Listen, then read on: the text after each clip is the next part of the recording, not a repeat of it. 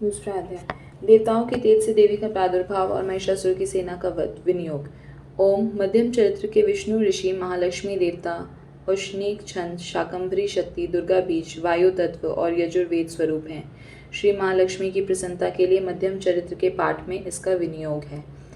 मैं कमल के आसन पर बैठी हुई प्रसन्न मुख वाली महिषासुर मर्दिनी भगवती महालक्ष्मी जी का भजन करती हूँ, जो अपने हाथों में अक्षमाला फरसा गदा बाण वज्र पद्म धनुष कुंडिका दंड शक्ति खड्ग ढाल शंख घंटा मधुपात्र शूल पाश और चक्र धारण करती हैं। ऋषि कहते हैं, पूर्व काल में देवताओं और असुरों में पूरे 100 वर्षों तक घोर संग्राम हुआ था। उसमें असुरों का स्वामी महिषासुर था और देवताओं के नायक इंद्र थे। उस युद्ध में देवताओं की सेना महाबली असुरों से परास्त हो गई। संपूर्ण देवताओं को जीतकर महिषासुर इंद्र बन बैठा। तब पराजित देवता प्रजापति ब्रह्मा जी को आगे करके उस स्थान पर गए जहाँ भगवान शंकर और विष्णु विराजमान थे।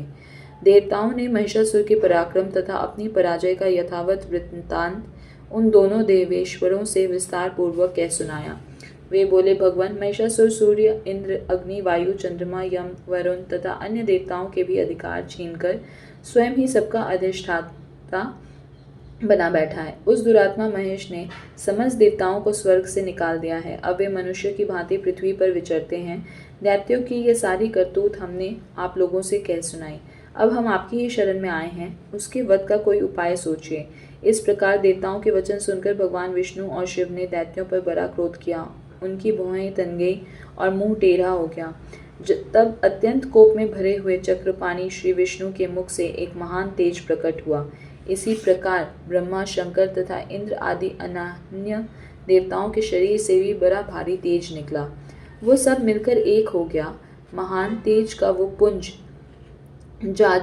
जाज्वल्यमान पर्वत सा जान पड़ा। देवताओं ने देखा, वहां उसकी ज्वालाएं संपूर्ण दिशाओं में व्याप्त हो रही थीं।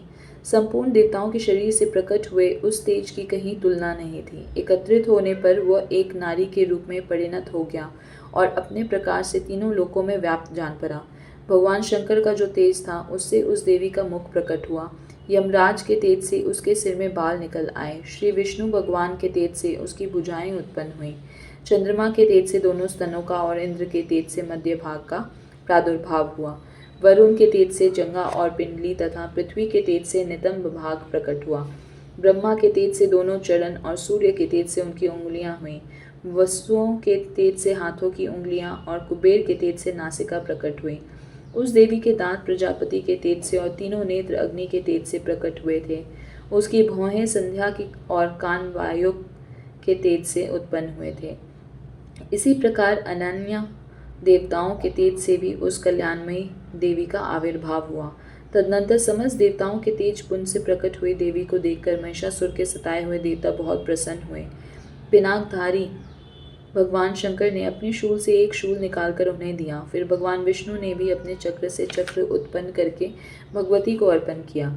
वरुण ने भी शंख भेद किया और अग्नि ने उन्हें शक्ति दी और वायु ने धनुष तथा बाण से भरे हुए 2 तरकश प्रदान किए। सहस्त्र नेत्रों वाले देवराज इंद्र ने अपने वज्र से वज्र उत्पन्न करके दिया और इरावत हाथी से उतारकर 1 घंटा भी प्रदान किया। यमराज ने कालदंड से दंड, वरुण ने पाश, प्रजापति ने स्फटिकाक्ष की माला तथा ब्रह्मा जी ने कमंडलू भेंट किया। सूर्य ने देवी के समस्त रोमकूपों में अपनी किरणों का तेज भर दिया। काल ने उन्हें चमकती हुई ढाल और तलवार दी। क्षीर समुद्र ने उज्ज्वल हार तथा कभी जीर्ण न होने वाले 2 दिव्य वस्त्र भेंट किए। साथ ही उन्होंने दिव्य चूड़ामणि, 2 कुंडल, करे, उज्ज्वल अर्धचंद्र, सब बाहुओं के लिए केयूर, दोनों चरणों के लिए निर्मल नुपुर, गोल की सुंदर हंसली, गले की सुंदर हंसली और सब अंगुलियों में पहनने के लिए रत्नों की बनी अंगूठियां भी दी। विश्वकर्मा ने उन्हें अत्यंत निर्मल फरसा भेंट किया। साथ ही अनेक प्रकार के अस्त्र और अभेद्य कवच दिए।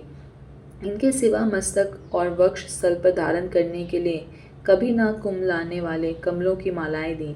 जल्दी ने उन्हें सुंदर कमल का फूल भेंट किया। हिमालय ने सवारी के लिए सिंह तथा भांति भांति के रत्न समर्पित किए। धनाध्यक्ष कुबेर ने मधु से भरा पान पात्र दिया तथा संपूर्ण नागों के राजा शेष ने, जो इस पृथ्वी को धारण करते हुए उन्हें बहुमूल्य मणियों से विभूषित नागहार भेंट दिया। इसी प्रकार अन्य देवताओं ने भी आभूषण और अस्त्र शस्त्र देकर देवी का सम्मान किया। तत्पश्चात उन्होंने बारंबार अट्टहास पूर्वक उच्च स्वर से गर्जना की। उनके भयंकर नाद से संपूर्ण आकाश गूंज उठा। देवी का वह अत्यंत उच्च स्वर से किया हुआ सिंहनाद कहीं समा न सका।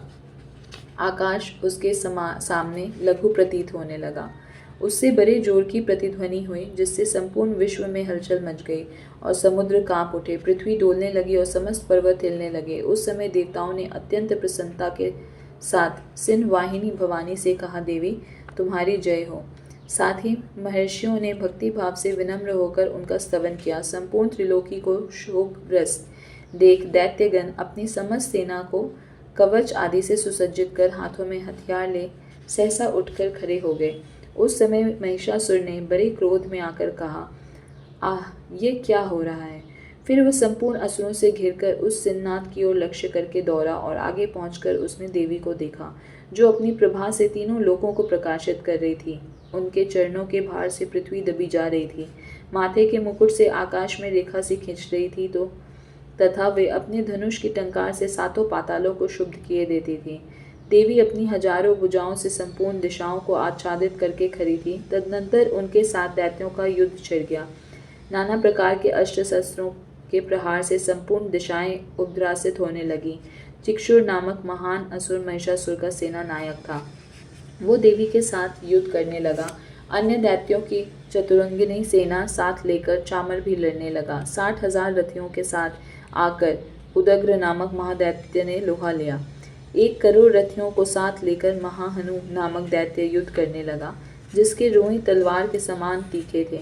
वो असीलोमा नामक महादैत्य 5 करोड़ रथी सैनिकों सहित युद्ध में आ डटा। 60 लाख रथियों से घिरा हुआ बाशकल नामक दैत्य भी उस युद्ध भूमि में लड़ने लगा। परिवारित नामक राक्षस हाथी सावर और घुड़सवारों के अनेक दलों तथा 1 करोड़ रथियों की सेना लेकर युद्ध करने लगा। बिडाल नामक दैत्य 5 अरब रथियों से घिरकर लोहा लेने लगा। इनके अतिरिक्त और भी हजारों महादैत्य रथ, हाथी और घोड़ों की सेना साथ लेकर वहां देवी के साथ युद्ध करने लगे। स्वयं महिषासुर उस रणभूमि में कोटि कोटि सहस्त्र रथ, हाथी और घोड़ों की सेना से घिरा हुआ खड़ा था। वे दैत्य देवी के साथ तोमर, भिंडी, पाल, शतकी, मूसल, खड़ग, परशु और पटिश आदि अस्त्र शस्त्रों का प्रहार करते हुए युद्ध कर रहे थे। कुछ दैत्यों ने उन पर शक्ति का प्रहार किया, कुछ लोगों ने पाश फेंके तथा कुछ दूसरे दैत्यों ने खड़ग पर प्रहार करके देवी को मार डालने का उद्योग किया। देवी ने भी क्रोध में भरकर खेल खेल में ही अपने अस्त्र शस्त्रों की वर्षा करके दैत्यों के वे समस्त अस्त्र शस्त्र काट डाले। उनके मुख पर परिश्रम या थकावट का रंच मात्र भी चिन्ह नहीं था। देवता और ऋषि उनकी स्तुति करते थे और वे भगवती परमेश्वरी दैत्यों के शरीरों पर अस्त्र शस्त्रों की वर्षा करती रहीं। देवी का वाहन सिंह भी क्रोध में भरकर गर्दन के बालों को हिलाता हुआ असुरों की सेना में इस प्रकार विचरने लगा, मानो वनों में दावानल फैल रहा हो। रणभूमि में दैत्यों के साथ युद्ध करती हुई अंबिका देवी ने जितने निश्वास छोड़े, वे सभी तत्काल सैकड़ों हजारों गणों के रूप में प्रकट हो गए और परशु, भिंडीपाल, खड़ग तथा पटिश आदि अस्त्रों द्वारा असुरों का सामना करने लगे। देवी की शक्ति से बढ़े हुए वे गण असुरों का नाश करते हुए नगाड़ा और शंख आदि बाजे बजाने लगे। उस संग्राम महोत्सव में कितने ही गण मृदंग बजा रहे थे। तदनंतर देवी ने त्रिशूल से, गदा से, शक्ति की वर्षा से और खड़ग आदि से सैकड़ों महादैत्यों का संहार कर डाला। कितनों को घंटे के भयंकर नाद से मूर्छित करके मार गिराया। बहुतेरे दैत्यों को पाश से बांधकर धरती पर घसीटा। कितने ही दैत्य उनकी तीखी तलवार की मार से 2-2 टुकड़े हो गए। कितने ही गदा की चोट से घायल हो धरती पर सो गए। कितने ही मूसल की मार से अत्यंत आहत होकर रक्त वमन करने लगे। कुछ दैत्य शूल से छाती फट जाने के कारण पृथ्वी पर ढेर हो गए। उस रणांगन में बाण समूहों की वृष्टि से कितने ही असुरों की कमर टूट गई। बाज की तरह झपटने वाले देवपीठ के दैत्यगण अपने प्राणों से हाथ धोने लगे। किन्हीं की बाहें छिन्न भिन्न हो गई, कितनों की गर्दन कट गई, कितने ही दैत्यों के मस्तक कट कट कर गिरने लगे। कुछ लोगों के शरीर मध्य भाग में ही विदीर्ण हो गए। कितने ही महादैत्य जांघें कट जाने से पृथ्वी पर गिर पड़े। कितनों को ही देवी ने 1 पांव, 1 पैर और 1 नेत्र वाले करके 2 टुकड़ों में चीर डाला। कितने ही दैत्य मस्तक कट जाने पर भी गिरकर फिर उठ जाते और केवल धर के ही रूप में अच्छे अच्छे हथियार हाथ में ले देवी के साथ युद्ध करने लगते थे। दूसरे कबंध युद्ध के बाजों की लय पर नाचते थे। कितने ही बिना सिर के धर हाथों में खड्ग शक्ति और ऋषि लिए दौड़ते थे तथा दूसरे दूसरे महादैत्य ठहरो ठहरो यह कहते हुए देवी को युद्ध के लिए ललकारते थे। जहाँ वो घोर संग्राम हुआ था वहाँ की धरती देवी के गिराए हुए रथ, हाथी, घोड़े और असुरों की लाशों से ऐसी ही पट गई थी कि वहां चलना फिरना असंभव हो गया था। दैत्यों की सेना में हाथी, घोड़े और असुरों के शरीरों से इतनी अधिक मात्रा में रक्तपात हुआ था कि थोड़ी ही देर में वहां खून की बड़ी बड़ी नदियां बहने लगीं। जगदम्बा ने असुरों की विशाल सेना को क्षण भर में नष्ट कर दिया, ठीक उसी तरह जैसे तृण और काठ के भारी ढेर को आग कुछ ही क्षणों में भस्म कर देती है। और वो सिंह भी गर्दन के बालों को हिला हिलाकर जोर जोर से गर्जना करता हुआ दैत्यों के शरीरों से मानो उनके प्राण चुन लेता था। वहां देवी के गणों ने भी उस महादैत्य के साथ ऐसा युद्ध किया जिससे आकाश में खड़े हुए देवतागण उन पर बहुत संतुष्ट हुए और फूल बरसाने लगे। इस प्रकार श्री मार्कंडेय पुराण में सार्वनिक मनवंतर की कथा के अंतर्गत देवी महात्म्य महिषासुर की सेना का वध नामक दूसरा अध्याय पूरा हुआ।